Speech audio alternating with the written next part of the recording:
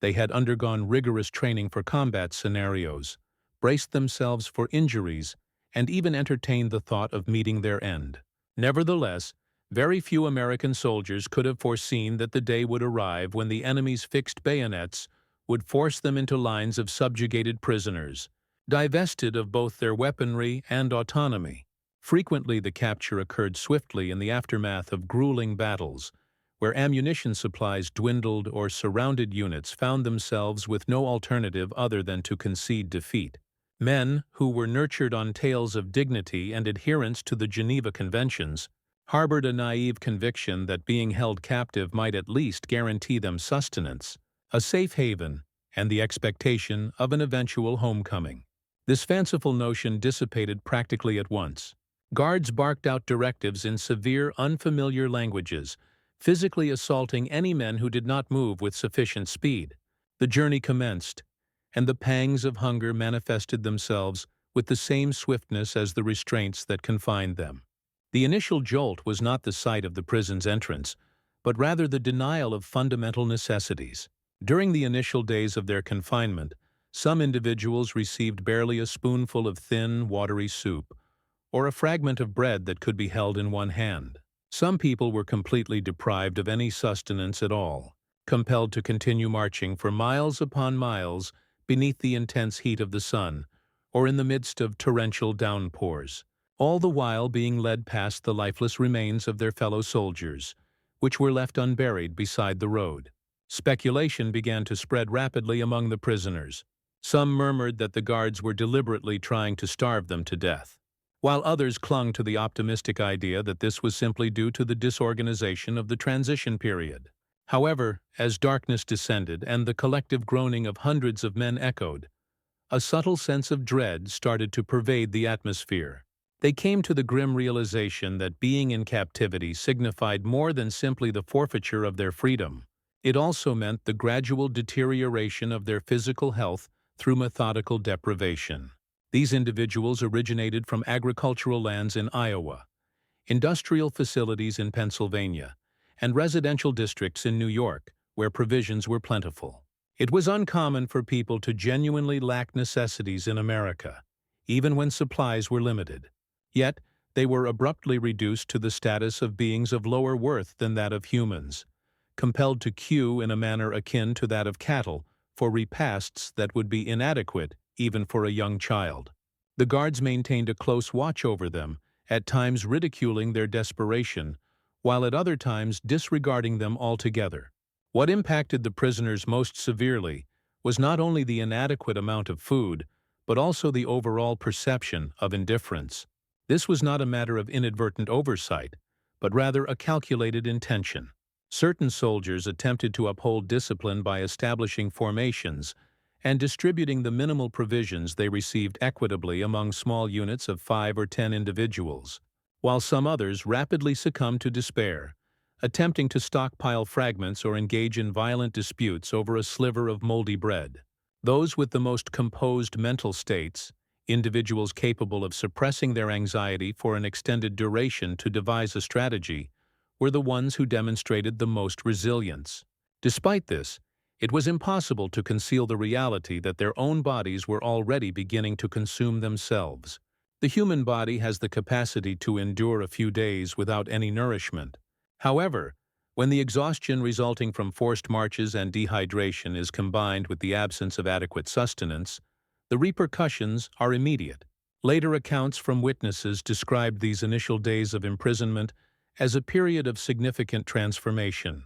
Soldiers who had entered the conflict with a sense of pride and confidence were reduced to a state of emaciation within a week, and their uniforms hung loosely on their progressively shrinking bodies.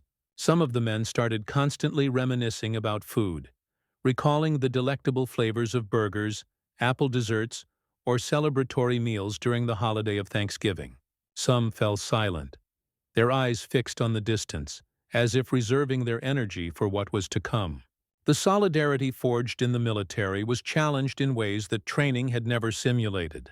With each day, they lost more of their physical strength, and the pangs of hunger constantly reminded them of a stark and horrifying reality. The fight to stay alive had just commenced, and it would be a battle waged not with weapons, but with the raw power of endurance against starvation. The journey concluded not with salvation or an exchange of prisoners, but at the entryways of sprawling camps, hastily built to confine thousands of captured soldiers. For the American prisoners, the destination brought both a sense of relief and a feeling of dread. Relief stemmed from the end of endless walking with aching feet, watching comrades collapse, and living with the constant threat of immediate execution. But the dread was rooted in what lay beyond the barriers, the packed living quarters, the barren grounds, and the chilling realization that this was to be their new reality. The air in the camp was thick with the stench of sweat, unwashed bodies, and damp straw. Rows of makeshift buildings leaned on each other as though overwhelmed by the immense suffering of those inside. Windows were covered, doors were locked, and armed guards patrolled the boundaries, their weapons always at the ready. Upon their arrival, the prisoners were forced into lines, searched for anything of value, and stripped of any items that might offer comfort or be used to escape. Possessions like cigarettes, lighters, knives, and even cherished photographs were confiscated. The men felt more exposed than ever, robbed not just of their freedom, but of their very identities. Some received flimsy uniforms marked with identification numbers, while others were left to wear their tattered uniforms until they disintegrated. The barracks provided nothing more than rigid sleeping platforms arranged in tiers, with straw-filled mattresses teeming with pests. Blankets were in short supply, and during colder periods men pressed their emaciated bodies together to try to stay warm. The most disturbing revelation, however, came with the distribution of food. Many had hoped that once settled in the camp, the meals would be more regular, perhaps meager, but adequate for survival. Instead, the first meal confirmed their gravest anxieties. A solitary metal container of thin, watery soup, sometimes with a few bits of greens or a small portion of rice, was given out, along with a piece of dark bread that fell apart like soil. The men stared in disbelief at what was meant to sustain them. It was less than a basic ration back home, worse than what they had given to their animals. Some initially refused to eat, thinking that a more substantial meal would be provided later that night. But it never arrived. By the next morning, the truth had spread throughout the camp. This was not a temporary situation. It was a deliberate strategy. The conditions in the camp mirrored the inadequacy of the food supply, which was intentionally insufficient.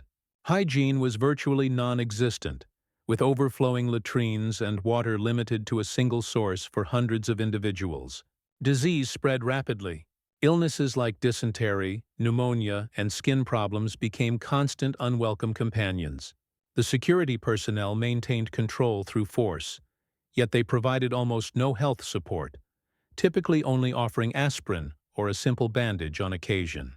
The intention of the detention center was not immediate death, but rather gradual debilitation, slowly breaking individuals down until they were mere reflections of their former selves. Every detainee quickly became familiar with the number that consumed their thoughts: 600. This figure represented the approximate daily caloric consumption, a number circulated by those who had performed the calculations or managed to exchange information with representatives from the International Committee of the Red Cross. A mere 600 calories, barely sufficient to sustain a child, much less a fully grown soldier expected to survive months, or even years, confined behind fences. As the days transitioned into weeks, the individuals acclimated to the routine of imprisonment, although never to the persistent hunger. Rising before sunrise, lining up for attendance checks, being given a scoop of liquid or a portion of bread, then going back to the living quarters, attempting to fill the endless stretches of time.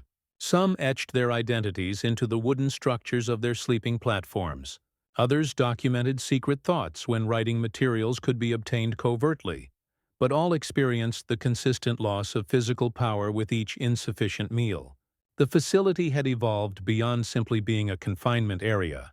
It had become an extreme test, where continued existence depended not on military prowess, but on the body's capability to withstand starvation without succumbing.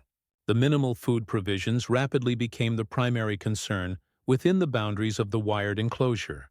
Initially, A large number of those detained thought the restricted portions were a short-term situation, a logistical mistake, or perhaps a disciplinary measure for newly arrived individuals. However, after 7 days, followed by 14, the reality became clear. Each person was given nearly identical amounts. A solid piece of rough bread consisting of barley or millet, frequently combined with wood shavings to increase its volume, and a shallow container of watery gray fluid, which might have been referred to as soup, yet contained essentially just water, simmered with parts of cabbage or greens from turnips. Occasionally, a small amount of rice or a tiny piece of equine meat appeared in the liquid. However, such occurrences were unusual and regarded as fortunate. Observant individuals started tracking caloric values, writing numbers in the borders of notebooks or marking calculations on pieces of lumber. The math was stark.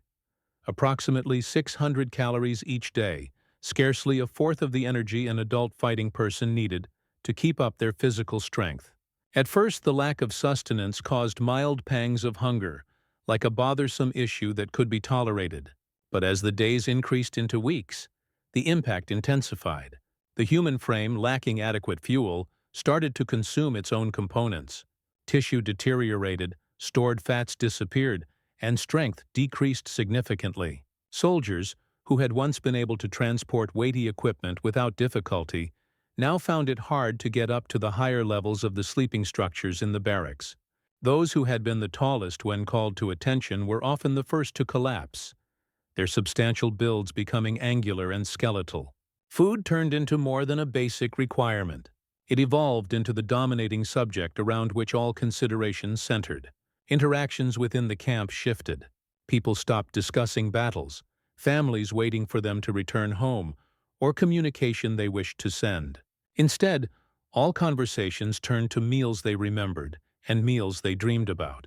Some gave intricate accounts of how their mothers prepared baked desserts or roasted fowl. Still others debated the ideal method for preparing maize on the cob or deep-frying freshwater fish. Recipes flowed like sacred verses, and elaborate make-believe banquets were conceived with more attention than battle strategies. For certain individuals, this form of mental distraction offered comfort, a means of experiencing liberty through remembrance. Conversely, for others, it induced agony, amplifying the sensation of hunger to an unbearable degree. The prison wardens were aware of the prisoners' intense desire and occasionally took advantage of it. There were occurrences when mere bits of sustenance were intentionally discarded on the floor solely to observe the individual's struggle to acquire them. Furthermore, unconfirmed reports circulated suggesting that additional food supplies could be distributed for adherents, although such assurances infrequently came to fruition. The detained individuals promptly came to understand the harsh reality. Malnutrition was not merely an unintended consequence of armed conflict. It constituted an element of the established protocol, an instrument employed to diminish physical strength, shatter psychological well-being, and instill in each individual a sense of their own helplessness. The ramifications of the severely restricted dietary intake of 600 calories daily extended beyond the merely corporeal. It exerted a considerable influence on mental states as well. As the physical form weakened, so too did resolve. Individuals previously characterized by acts of defiance now stood with drooping posture during the enumeration of inmates. Conflicts erupted without provocation, fueled by resentment over a fragment of food or a droplet of broth. However, in a seemingly contradictory manner, the shared ordeal of hunger likewise fostered interpersonal connections. Certain individuals set aside portions of their allocated sustenance, distributing it among small gatherings to ensure that the most fragile among them survived another 24-hour period. A meager segment of bread distributed between two people at times determined continued existence rather than death. Within those acts of sharing, the quality of compassion flickered against the backdrop of systemic brutality. As the initial month neared its conclusion, the prevailing trend became plainly apparent. The detained were more emaciated, more unwell, and less talkative. The pattern of daily existence had diminished to a singular determination. Could another rotation of the earth be endured with a mere 600 calories? For a segment of individuals, the response was affirmative. reinforced by camaraderie and recollection. However, for others, the inquiry gained greater significance with each dawning of the sun. Hunger had transitioned into the most unforgiving sentinel within the confines of the detention center, and it required no cessation of activity, no interval of relaxation, no demonstration of kindness. The progressive deterioration of the detainee's physical condition rapidly reached a point at which it could not be disregarded. Countenances previously brimming with the vitality of youth transformed into sunken visages, with prominent cheekbones extending starkly below listless, recessed eyes.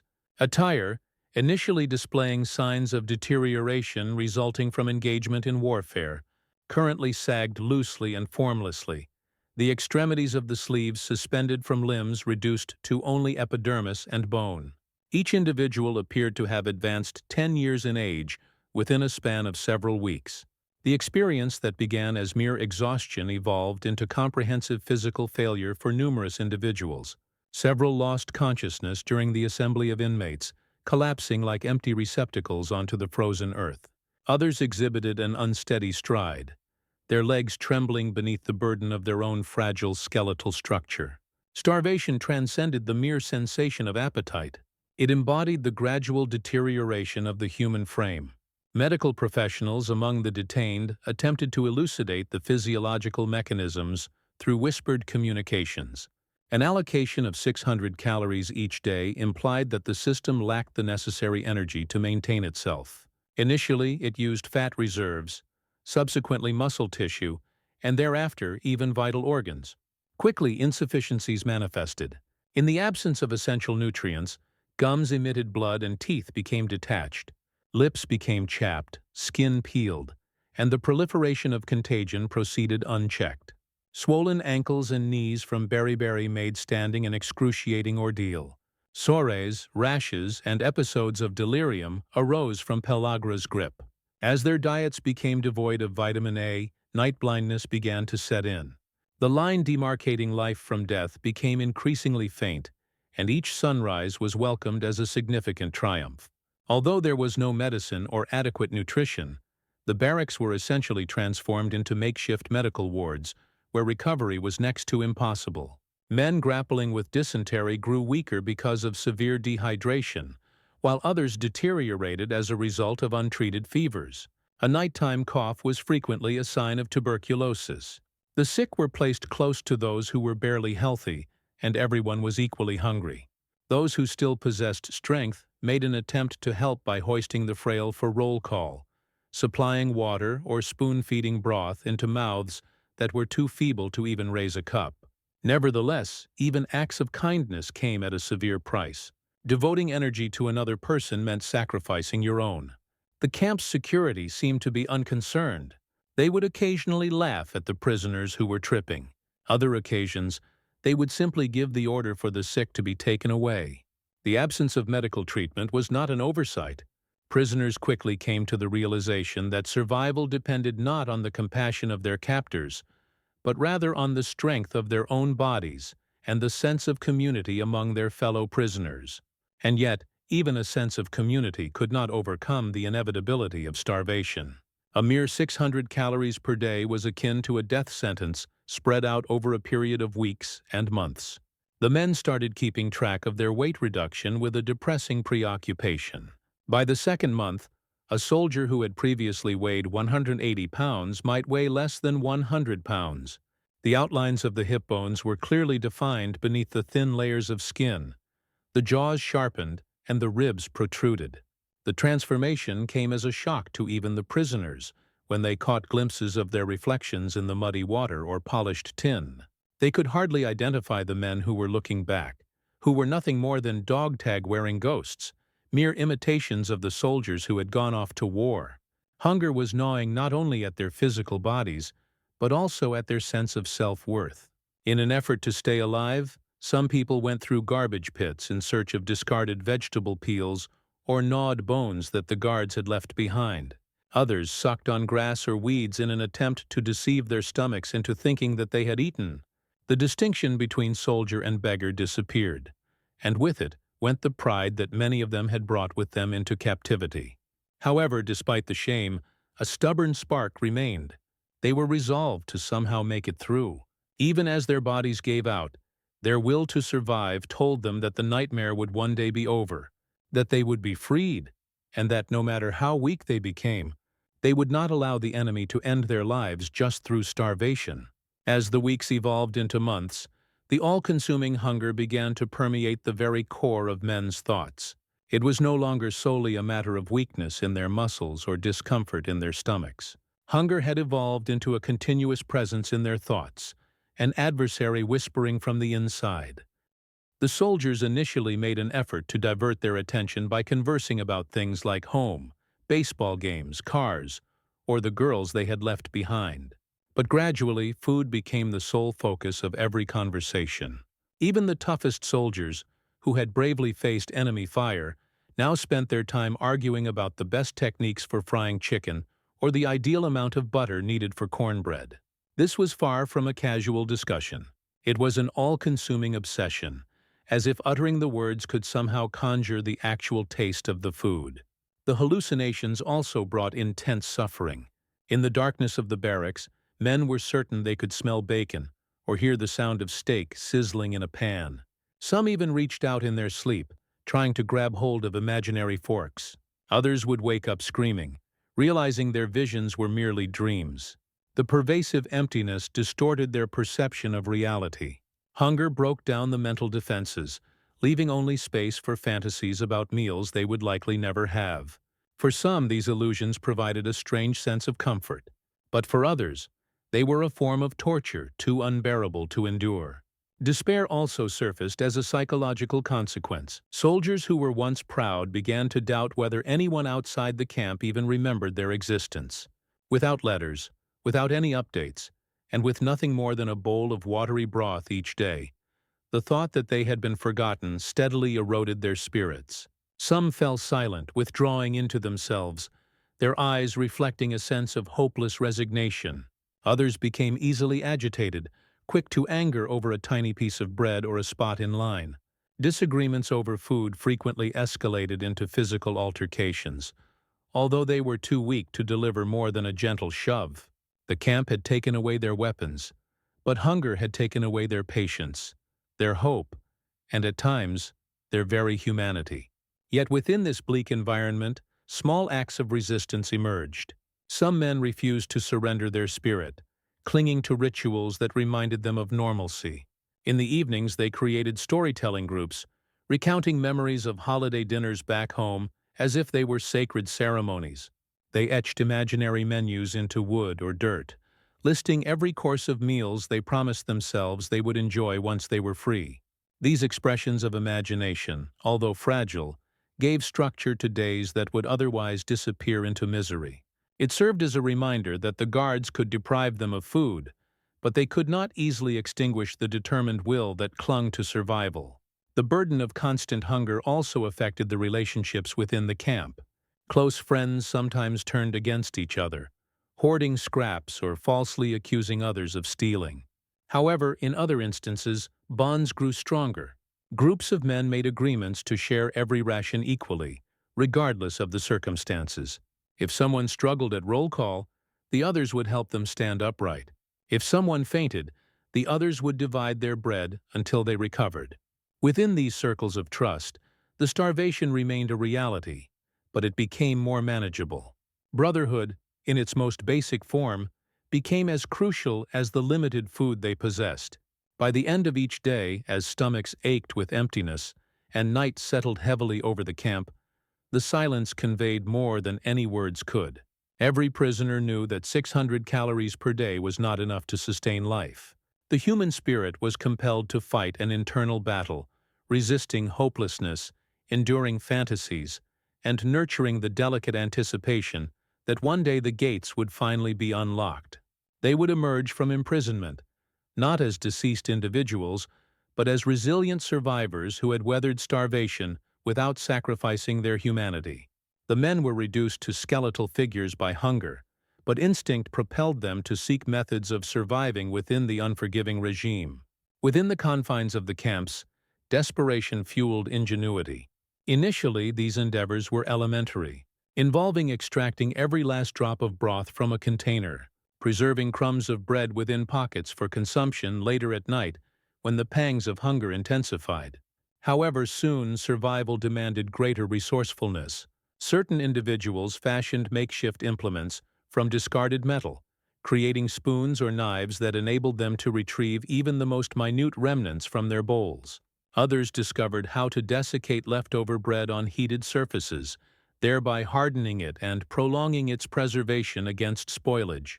Every particle of food attained immense value and wastage became unthinkable. Bartering emerged as a crucial lifeline. Despite their scarcity, cigarettes functioned as a form of currency. A solitary cigarette could be exchanged for half a serving of soup or a crust of bread.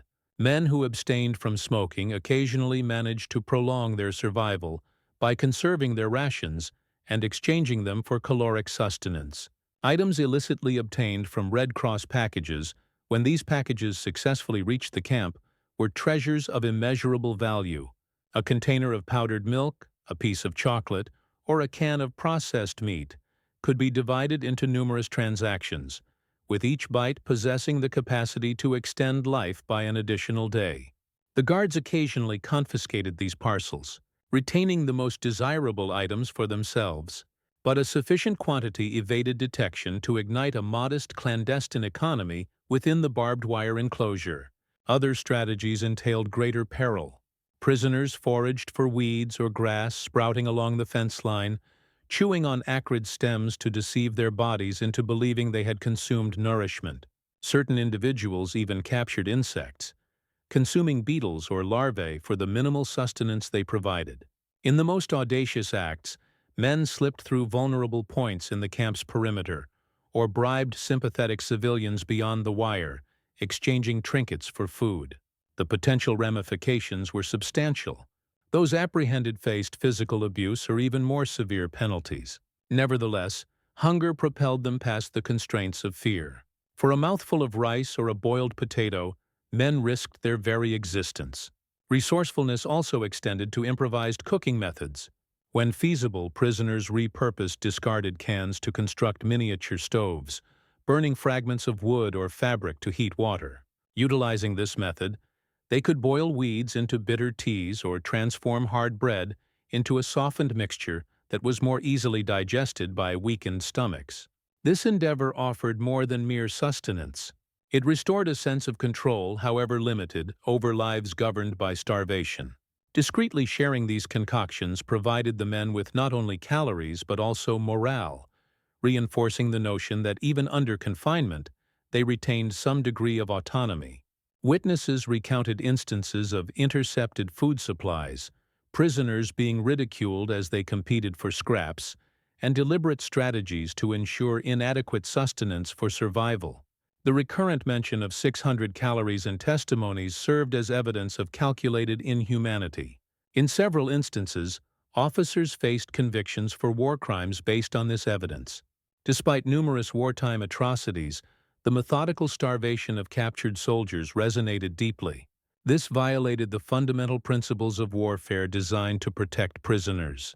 For those who survived, sharing their experiences became an obligation. Veterans organizations gathered testimonies, published memoirs, and advocated for recognition of the suffering endured in captivity.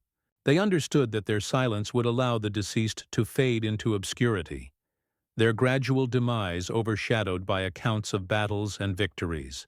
By providing testimony, they highlighted the unseen conflict waged against their physical and mental well-being. Their narratives ensured that subsequent generations would perceive captivity not as sanctuary from combat, but as another battleground characterized by uncertain survival and relentless cruelty. Even decades later, those who endured the era of 600 calories retained the experience in their very essence. Many struggled to overcome the urge to stockpile provisions or consume every morsel, haunted by the dread of renewed hunger. Their narratives, preserved in archives, memoirs, and legal records, remain a chilling testament to captivity. They testified not only to their personal suffering but also to the resilience that enabled them to persevere until liberation arrived and the truth could finally be revealed to the world. Long after the camps were deserted and the war concluded, the ordeal of 600 calories per day persisted in the memories of those who had survived it. For the liberated soldiers, it transcended mere numerical value. It represented the magnitude of their gradual starvation, a perpetual reminder of their proximity to death. Numerous individuals carried these scars for the remainder of their lives. Medical professionals observed that, even decades later, camp survivors frequently experienced chronic digestive issues, fragile bones, and weakened immune systems. The human body could not withstand such deprivation without enduring long-term consequences. Equally significant were the unseen wounds. The recurring nightmares of empty bowls, the sudden onset of panic when food was scarce, and the ingrained habit of safeguarding every last crumb. The repercussions of this starvation extended beyond individual recollections. In the immediate post-war years, veterans' organizations and survivor associations ensured that their accounts were not forgotten. They released memoirs detailing the daily struggle to subsist on rations that barely sustained life. Legal documentation and tribunal findings validated these accounts, preserving them in official records for future generations. The figure of 600 calories became more than just a statistic. It became evidence of deliberate cruelty, a symbol of war crimes that blurred the distinctions between the battlefield and the prison. Historians also acknowledge its importance. Following the Second World War, investigations into the way prisoners were treated frequently reference American testimonies of extremely limited food provided to them.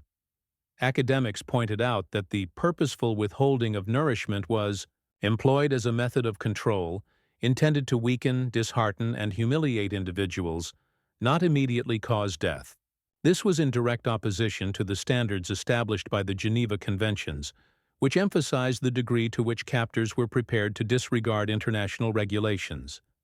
To many, these accounts of meals provided served as a prime instance illustrating the divergence between idealistic principles and actual events during conflict. This recollection influenced society as well. When veterans gathered, food frequently played a central role, representing not only essential sustenance, but also a communal experience of overcoming adversity.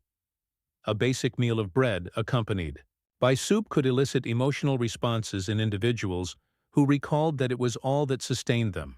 Certain survivors found comfort in communicating with learners, cautioning upcoming generations regarding the precariousness of fundamental rights during periods of war.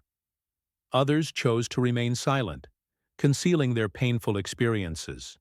However, even their silence served as an indication of the intensity of the suffering they underwent. Frequently, relatives observed particular patterns of behavior: parents who were unwilling to discard any remaining food, and grandparents who cultivated gardens seemingly to assure they would never experience scarcity again. As time went on, the representation of malnourished prisoners of war turned into an element of the broader narrative of the war's toll on individuals. Museums exhibited images depicting emaciated countenances and journals filled with dietary allowances. Monuments honored both those killed while fighting and those who deteriorated while held captive. The term 600 calories became a symbol representing a concealed battleground of the conflict. It was a struggle waged without weapons or armored vehicles, but through perseverance, battling starvation and hopelessness. Even now, historians and the families of veterans persistently remind the global community of the hardships endured by those individuals. Their agony underscores how critical it is to uphold the rules of warfare, provide safeguards for those in vulnerable positions, and constantly bear in mind the numerous manifestations of inhumanity. Not every act of barbarity is expressed through bloodshed.